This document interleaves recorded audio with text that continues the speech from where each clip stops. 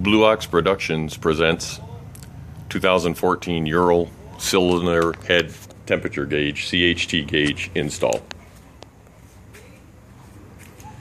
So here is my cylinder head temperature gauge,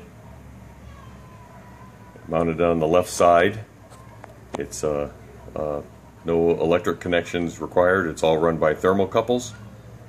The thermocouples have a 14 millimeter ring on them, and as you can see, they mount underneath the spark plugs.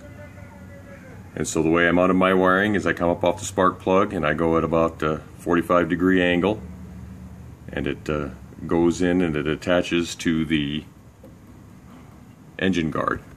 And these are pretty stiff. They're the wiring itself is very fragile, but they're encased in a braided jacket. So I'll go in front,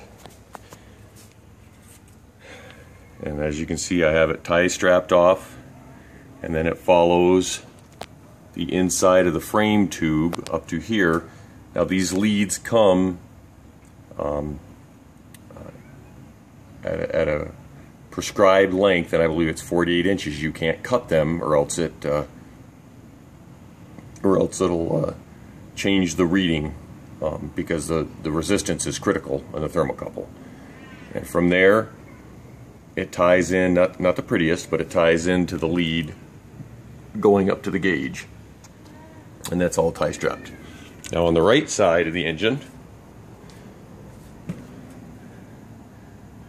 there we are. And as you can see, the lead comes forward again, maybe a little bit at a 45-degree angle, not quite.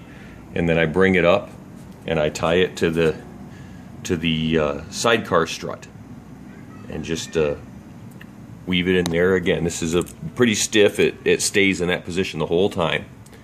As I come up, you can see it tucked in by the clamp for the steering damper.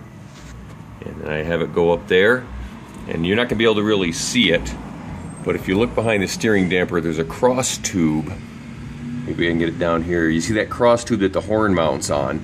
It routes right back there on that cross tube, and then it meets up. Again, it meets up with the wiring from the other side, and I strap all the excess, and there's the other lead that comes up and tapes into there. So that's how I have it installed.